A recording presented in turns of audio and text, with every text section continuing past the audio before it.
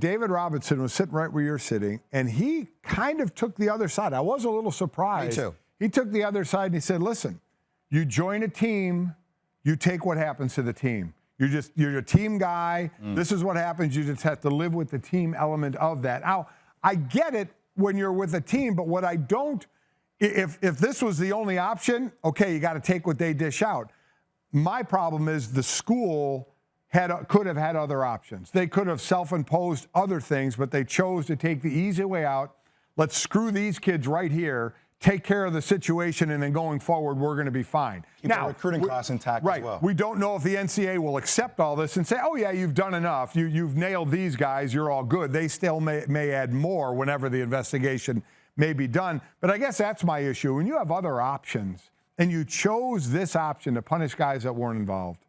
You know what? We talked about this on game day. Can we take it to a different level as well? Yeah. So it's fascinating. We had this great topic about should Rick Pitino and Louisville part ways. And, you know, we have multiple guys say, well, look, he's winning games, right? So it goes into this whole thing. What do you value? Do you value winning games, or do you value being a moral compass for your players? I wrote a book about this. I know how the game is being played. You see this plausible deniability that always happens, right? Some assistant coach always falls on the sword. And I'm not saying Rick Pitino didn't know or he didn't know, but it's like, once again, like Rick Pitino just can't be unscathed here and be able to coach in 2 years from now. And I look at this overall resume, like, okay, who else would have been able to survive an extortion case?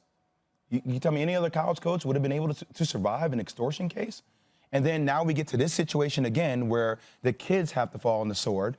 Nobody can find the assistant coach. Nobody can find Andre McGee. Right. Nobody can find him for a comment. Is that a coincidence? I'm just throwing it out there because these are things that I think about as a player. And once again, it stinks for these kids that they have to fall on the sword.